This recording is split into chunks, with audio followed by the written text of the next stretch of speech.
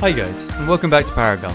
I recently made a video covering the ins and outs of the new Kallari. The advice and tips included came directly from a lot of research from the best players in the game. Overall, I was really happy with the video and I genuinely feel like it could really help the majority of people wanting to play Kallari. But it's all good to talk about things you can do and give good advice, but it is better to show it in action. Plus, there's tons of stuff I didn't get the chance to show or talk about, so today we have a brand new gameplay for you on the deadly assassin herself. Let's begin. Here's a fast showcase of my build and the build order I usually follow. It can slightly vary per game, which we will see in our gameplay. Starting with a health pot for sustain and a strike token for more damage to help last hit or kill, and then either mana pot or health token depending on what I'm doing in the game. I may want to be spamming dagger on my enemy solo. I may want the health to jungle or deal with the person I'm fighting in the solo lane. It really depends on the game. To begin with my equipment, I build my cheap wind carver blade and fill it with the 1 cost upgrades. A ward is extremely important. The assassin ward comes up next thanks to its pen and damage, but if I had one, I'd be running a Guardian's ward that had major health upgrades instead. At this time, I won't actually fill the ward with any upgrades, so that we can bounce on over to an Amulet of the Veteran to help sustain and survival. This will be filled with 1 cost health upgrades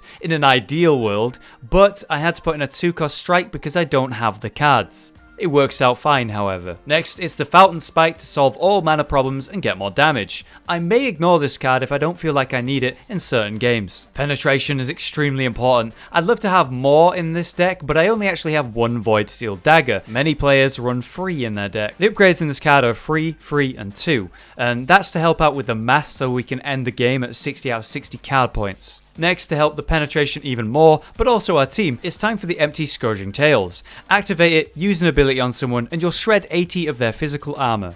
Amazing. Fun fact, you can use this on a tower and shred away its resistances. You'll kill the tower quicker, and you'll help your team do more damage to it as well. It's a brilliant card. It's time to upgrade our health with a more expensive Amulet of the Veteran. We need to be able to survive the big team fights. We're also going to replace our Wind Carver Blade next with a more expensive version. Again though, this is a free 2 upgraded card to help with that overall math of the deck. Finally, at this point, we're going to upgrade our ward for more damage and penetration, and then we can grab our last card, Thunder Cleaver. We leave the Cleaver until last because it benefits the most when you've got good damage already. It'll help us push lanes, split push, defend, team fight, but if you do buy it too early, it won't be that relevant and it won't do that much damage. You're going to have to sell and replace cards where possible. You're always looking to replace the cheap ones for the more expensive versions. And you'll kill off your Fountain Spike when you need more space. Phew, now we've covered the build, let's get into the solo lane. Kallari shines in the solo lane thanks to her great physical damage. She can outlast hit most enemies. What you need to be careful for, however, is an enemy that can harass you a lot. For example, Iggy and Scorch. Here you see me blocking the 2 melee minions and the ranged minion as much as I can. This is going to separate the pack, allowing the enemy minions to push my tower early.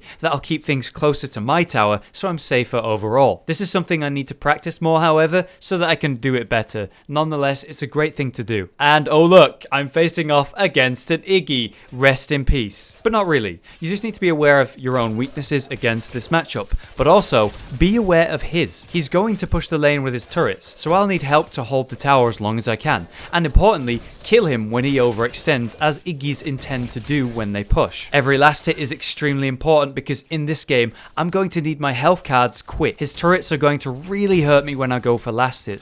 That means I will have to pick up my cheap Wind Carver Blade after I've got my cheap Amulet of the Veteran in this specific game. Setting up for ganks and trying to keep myself on the tower is important, as always in the solo lane. Blocking his last hits so he misses them is good, but causing the minions to be in front of my tower is much more important. I'm going to need to kill him whenever possible, while also trying to get level 5 ASAP as well. The sooner I'm level 5, the sooner I can actually gank the other lanes while farming my own lane, using the ultimate to teleport across the map. Not to mention, black buff is also going to be a huge concern for me. I'm really good at killing it on Kallari, and that will really help my team push towers and get stronger quicker. Thankfully, at this point, things work out and my jungle comes in for an early gank when Iggy is being overly confident. It's a very easy kill as long as we both make sure we attack together. I was almost a little bit too late to the party because minions could have messed me up and I didn't want to accidentally get knocked out of travel mode by his turrets. Either way, it was a simple and easy kill, and even though we did make that great kill, the lane is still pushing very hard. Iggy comes straight back to the lane and just keeps pushing, keeps farming. Despite his death, he's keeping up because Iggy is great at that. And this is what it is to be against Iggy as a melee character. You simply can't kill his turrets from a safe distance and before they're going to be effective. So I'm really going to need help to keep this tower tower against him. Together with my jungler, we should be able to hold it and kill him many more times, if it wasn't for the savior of Gadget showing up to help their Iggy. That tower is gone, man. It's fucking gone. Despite that bad news, we've still hit level 5 and we've got good last hits. We finished that amulet and we're good to go. Because my tower is dead now, the lane is pushing further and I'm actually safer than I was before all the way up in this lane. So I simply begin farming safely all the way back here while making sure to be aware of what's happening on the map, using my ultimate to be where I need to. Speaking of which, I'd just gone back to begin my Windcarver Blade when I see a Sparrow pushing out on left lane and I can see my teamer nearby. I simply ultimate to teleport over there, make sure she can't run, slow her so my team can catch up, sidestep her major damage, stealth to move in for the kill, and Murdoch confirms the kill. That's no problem. I got the XP, and who knows if Steel could have saved her there and stopped me from killing her. It was a very successful gank, and it was a good ult from Murdoch. Amazingly, and weirdly, the Steel decides to leave the lane at this point to go by, leaving their tower completely vulnerable. We've just killed Sparrow, Steel is gone, and their jungle just died too. Nothing is stopping us from simply taking this tower like it's nothing. So when you take an advantage, guys, check to see what's going on and take an objective. It could be black buff, many buffs in your jungle, or a tower. Never take a victory and then not take an objective with it. This is a great result, and even more valuable than Iggy's tower kill, because this tower is on the side of red buff and prime hand-ins. This tower could have stopped us from handing in prime with any ease, and now it's gone, compared to the tower that Iggy killed that isn't actually that relevant to the late game. With that, our Windcarver is finished, and we now have good health and good damage in the very early game. Awesome. And as we push out back into the map, it looks like something's happening in the middle lane. I'm going to start talking a little bit more fluidly now. As we run down into the middle lane, we see a big team fight break out. I slow Iggy because I see he's in the middle of all of the ultimates, hoping that he would take damage. Sidestep the Grux pull easily, get ult hit by the ult, see him get knocked back in, prioritize that target. Okay, so I see there's multiple people low, and the Sparrow's still got her ult on. Obviously, carries and Sparrow is obviously a carry. I need to go on first. I go in ult, see if I can get the Iggy. He just fucking disappears. It's a bit of an awkward thing that happens with the ult. If they just turn around and run in the right direction, you're gonna just miss them, and unfortunately that happened with me there with Iggy, but it's okay. I just turn around and see that he's not in the jungle. I catch that steal there. I go stealth. They do have a ward here somewhere around me and I'm unsure about it, which means they may turn around, and they do. Unfortunately, Gadget's aware. I have just enough mana for a jump here, so I want to go back in. I can see there's people low. Howitzer managed to pick one off, so I've got one target here. It is, of course, still Iggy. Easy kill there with the stealth, increased damage as I am revealed from the stealth, and then hitting the dagger as well for the burst follow-up. It was just a simple and easy kill right there. Now we're going to go ahead and move straight to black buff and take that objective. We just had a fight in a defensive situation that we won. That's a great result. That's a great thing. But as always, like I was just saying with the tower, it's time to take objectives. Now, the reason black buff's so valuable is because it helps push towers. It has this like dot effect that does a huge amount of damage to structures that is very valuable, and it also gives good CXP. Anyway, we're in left lane after going back and buying some more items. I still have my ult off cooldown. I'm looking around. There's nothing I can do about defending that tower against those three, especially as Kallari. They'd just fucking kill me. So I watch and let it happen. They go straight into the jungle and start trying to get out buffs and picking off a kill. I come in behind and look for the target. Now, I've got Iggy here, but he's very tanky, and there's multiple people near me, Steel and Grux. I don't want to get caught out by those, so I just back out. There's Sparrow. That's the one that I'm looking for. Kallari's job is to kill the carries. If you've got a target, it should be the carry every time. Either way, I've caught her now. She's completely out of position. Hit with the damage from the stealth attack. We hit with dagger. She's gone ult now. She got knocked away by that howitzer mine a moment ago, but it's fine. Easy caught up with that. Now we see Iggy, who's low. Steel just comes in and starts fucking punching me. Easiest kill of my life. I don't know what he was doing. See a low health guy. Go for the ult. And unfortunately, he has his charge. I may have been able to get him there had I not wasted my dagger trying to kill the Steel, who just appeared behind me. I kind of reactively did it, just suddenly, and it turned out Howitzer had the kill there anyway, so that sucks. Either way, I go all the way around here, catch him while I was recalling. Howitzer catches Iggy in our jungle, which is phenomenal. That's 4 of them dead for just one of us who's just respawned. I hang out a little bit longer trying to fuck with the Grux, trying to stop him from going back. And you see what actually happens here is the minions in mid suddenly see me and go towards the jungle, which is perfect. It's like a mini proxy. I send the minions, the enemy minions, to me into the jungle. They stop going to stop the tower push and fight my minions, which then sort of reveals and makes vulnerable this middle tower. Now, there is a gadget coming, but I know I could kill it. If I were to die there and get that tier 1, it would have been worth it in that situation. But either way, I get it and I get out, which is the perfect result. So we got black buff, we got the mid tower, we got multiple kills. We lost the tier 1 and it was the prime side tier 1, the hand in. So that's really unfortunate. But it's easy to just keep getting black buffs and keep taking victories while they respawn and get back on the map. And thing about black buff now is it's currently respawning every 4 minutes, which is ridiculous. So you have to be getting it every fucking time, dude. It's worth so much CXP. It's worth so much in the value of the buff itself. Anyway, I'm here to defensively push out right lane. It's pushing really hard, and I'm one of the best characters at that as Kallari. You can be everywhere on this fucking map by ulting to teleport over, as I do right here. We see a low health Iggy. Easy kill. We see a low health gadget. She just speed gates. I just missed the dagger, which fucking sucks. But going in, I just stealth. She knows she's pressured. She gets fucking...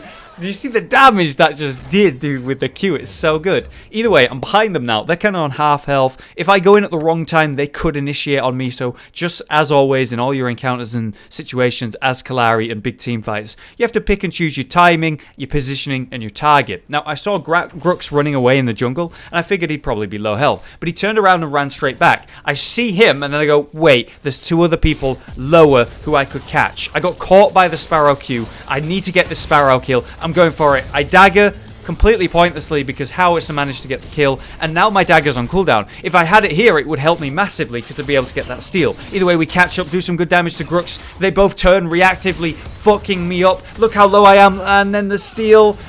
We get him, thank God. All right.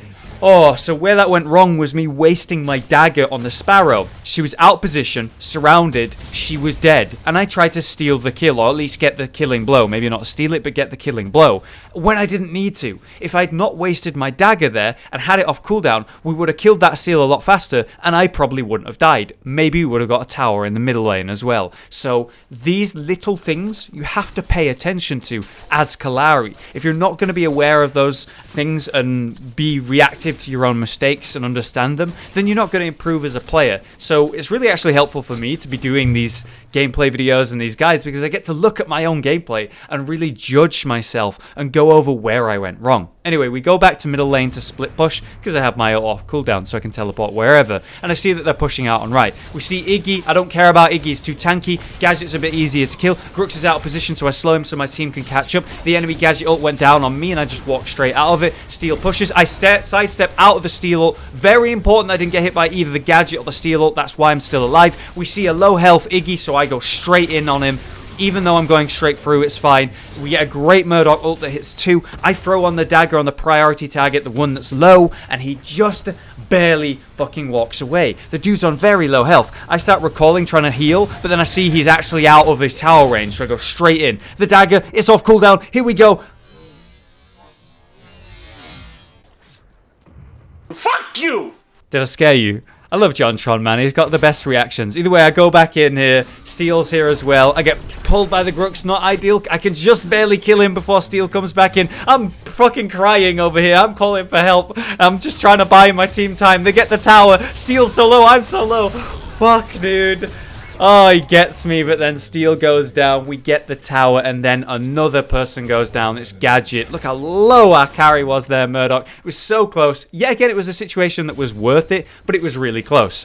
I start split pushing as soon as I respawn on left lane, and we see there's a lot going on down mid. I'm kind of making the decision right now. Do I want to go be part of this fight?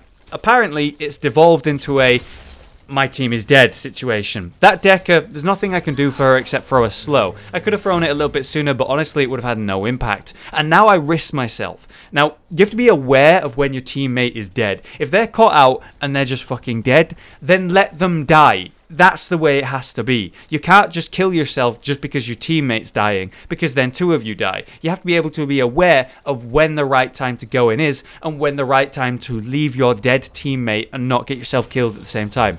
Either way, I revealed that they're coming from black by just hanging out in stealth. I'm looking for the right target, and there she is. It's Sparrow. She just runs in. I'm literally looking for Sparrow. I'm looking for their carry, the easy person to kill, the priority target, because she's going to put out a lot of damage, and she just walks straight into me while I'm on stealth. Rip that red buff. and it was an easy kill for me. Then I dive down, get the Grux kill. Next, we're going to go on this steal here. I'm going to throw this low so my team can catch up. He goes straight back through his own shield. Really good play by him. And I'm at this point like, actually, this steal is dead. I don't need to think about this steal anymore. There's someone behind him, so I'm going to go for that person there. And steal just bonks me on the head with his shield, knocking me out of travel form. And I notice that they've not killed him yet, so I go back in, and here we go.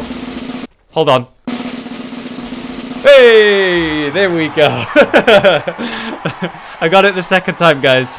Fuck, third time's the charm. Second time is the charm, dude. Anyway, we just took a big fight, didn't we? We won the fight. They're mostly dead, and we have most of our people alive. What are we going to do? We're going to take an objective. Obviously, that's Prime this time. Now, Prime, even though it's in its nerf state, did stop us. It did a lot of damage. We were too hurt. So whatever, I go back and heal up. We ult straight back in mid. We killed this Sparrow, no problem. And then I noticed there's fucking 3 people running at me. This is really scary. Because I'm distracting them right now, we managed to get Prime, so that's a really good thing. But I'm pretty much fucking dead here. I'm trying to buy time as much as I can. I get the Grux pull, and I am fucking dead. That's my 3rd death this game. It sucks, but shit happens. Now the team fight begins. We have a Decker ult to wall. Steel ults 3 of us. Does a really good pushback through the Decker wall again. Chimera's completely out of position. Just starts going on the Iggy as best as he can. He's fucking dead at that point. Now Grux is going on both my Murdoch and Decker. Really good pull by the enemy Grux. It was really fucking bad for us. We jump out on Decker. We give the speed boost from the rocket boost to Murdoch. He's dead.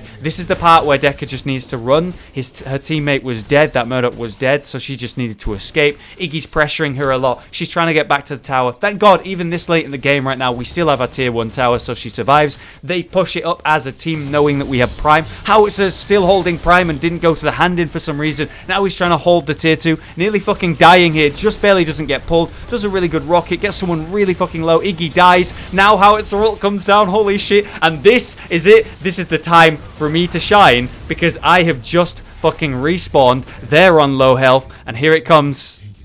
Come on. Where is it? Look at them. They're so low. They're getting away. Where am I? There I am. There I am.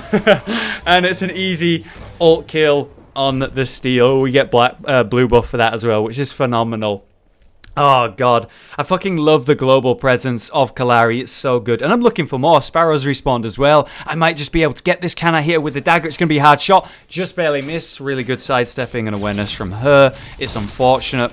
And I just go back and ult straight back in because the fight is devolving in our jungle. I just pressure the gadget here while my Murdoch backs me up, and it looks kind of weird right now. Grux is behind me. I'm kind of out of position. We've handed in Prime as well, so we're obviously stronger than them, so we want this fight, but we're all kind of separated, so it's really, really important that I don't go in at the wrong time. This Sparrow can actually really fuck me up. If I just run in straight through the enemy team, I would have been caught out by ultis, by abilities, slowed, stunned, pulled by Grux, and then I would have just died. I could be dead right now. Instead, I just hung around and watched and waited, and there was never a good opportunity for me to go in at any point there, unfortunately. I finally get the opportunity to attack and go straight in on the gadget. We just killed Sparrow. Gadget's low. She's backing up. It's literally just the gadget to defend the tier 2 and the inhib, and we have Prime. Even though I'm really hurt, I'm not going to back here. The only time I would consider backing in this situation is because I have my ult off cooldown and I could go heal and, you know, teleport back in. But there's just no reason to do that right now. We have the good situation. We have the fight that we just won. Most of them are dead. Gadget could be a threat, sure, but if we play it right, we can do this and push. We just won a big fight. We have to take objectives. We have Prime active. We might even have black buff on someone. We can get the inhib if we just go for it. And this is where a lot of players might go back, you know, go heal and go do something else. And that's why games last so long, guys. Anyway, my ult comes off cooldown. Easiest kill of my life. Didn't need to do anything. We kill the inhib. Inhib doesn't even hit me once, which is great. And that's it. We've taken the inhib. That's the objective. We're going to back up, go heal, get some more items. This is where you can have a quick look at where I am in my state of the build. We have the Ward, the Scourging Tails. We're going to sell this dagger so that we can get the more upgraded version of the Windcarver Blade. We might sell the cheaper version here as well. We've got the upgraded version of the Amulet of the Veteran. We're pretty much there now. You know, it's 57 out of 60, 5 more car points, and we're good to go. But here we go. Final fight of the game, perhaps. We're at 30 minutes in the game. We've taken an inhib. We're fighting up Prime. We managed to kill it and pick it up. This is when Iggy tries to stop me from getting in there. I don't really care about Iggy. I'm going to slow him, but he's not really the target. He is very tanky. We're looking for that Sparrow, as always. He hits his ult, so I just bounce on out there. I know how powerful that can be. There's no reason for me to fight it there. Sparrow comes in, but it's both Iggy and Sparrow. My teammates are fighting elsewhere, so I use that opportunity to dive away from my death. Sparrow and Iggy were going to kill me there. I couldn't win that fight, so I just used the opportunity of my teleport to just escape to my teammates who were fighting someone else. I just run straight through the enemy team there, by the way, with balls of steel, trying to distract them. Sparrow wasn't phased by it at all and needed to keep going on the enemy on our team, which was really smart by her, but the Iggy did get confused by that. If I distracted Sparrow by running through them there as well, that may have saved my teammate. Unfortunately, Sparrow reacted really well. So we've lost a couple people here. We have Prime. They're pushing because they need to, and we still have Prime. So look how much damage I can just do to this gadget. Now, she nearly gets me. Holy shit. Actually, might just die here. Ooh. Not even close, baby. Basically, I was on full health. Gadget mines don't mean shit. Alright, we're going to go back. No, we're not. It's over. There's the game. I hope that this was entertaining as always, guys. I really enjoy doing the really fast commentating style. I hope that you learned something from the guide section. And of course, if you like the build, you feel free to use it or change it. Let me know what you think about Kallari and the current state of her. I appreciate you guys supporting me and Paragon so much on the channel. I went 12-3 there with 7 assists. It's pretty good. Our farm was 84 last hits compared to the Iggy who I was solo lane against, who had 86. That's really good, actually. Iggy should have had twice the last hits that he actually had, and to say that I was that close to him as Kallari, that's a great sign. Either way, guys, thank you so much for watching, and if you'd like to see more gameplay, then please check out my streams. I'm streaming very regularly and playing tons of Paragon over on Twitch. You can hit follow over there and know when I'm live, or maybe you'll follow my Twitter because I tweet when I'm streaming. Otherwise, I think Kallari is in an interesting place right now. She can be viable again at last. It just takes some really good gameplay, and for both you and your team to understand that she needs to go in at the right time on the right target, not just whenever and not just on whoever. I do hope she sees some gameplay in tournaments, but I'm not sure if that's going to happen. More guides and gameplay is coming to the channel soon. Which character would you like to see next? Let me know in the comments. Either way, see you next time, guys.